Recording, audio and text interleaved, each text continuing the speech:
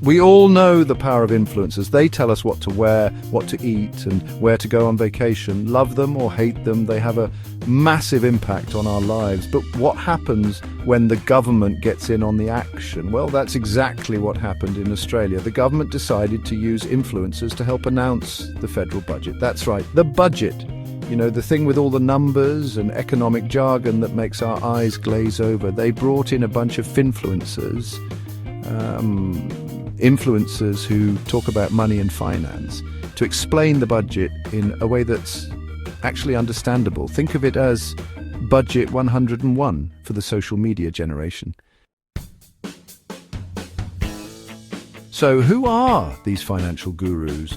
We're talking everyone from Instagram money experts to a sportswear brand ambassador. They were whisked away to Canberra, given the VIP treatment, and even got to interview the treasurer himself. The idea was to reach a younger audience, the ones who get their news from TikTok and Instagram, not the nightly news. And let's be honest, scrolling through your feed is way more fun than reading a boring old budget paper.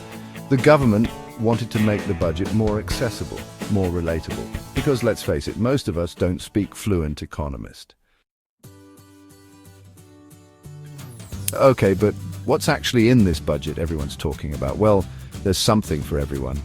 There's cost of living relief with cheaper electricity bills and prescriptions.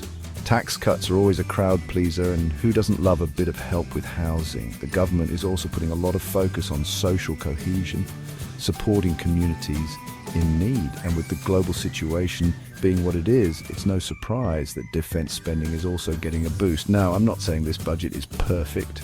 There are always going to be winners and losers, but at least the government is trying something new to connect with people. Of course, not everyone is thrilled with this whole influencer thing. Some people think it's a desperate attempt to win votes, especially with an election just around the corner.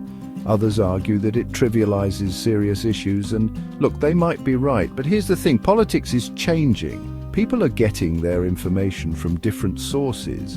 And if using influencers helps people understand what's going on in the world, maybe, just maybe, it's not such a bad thing after all.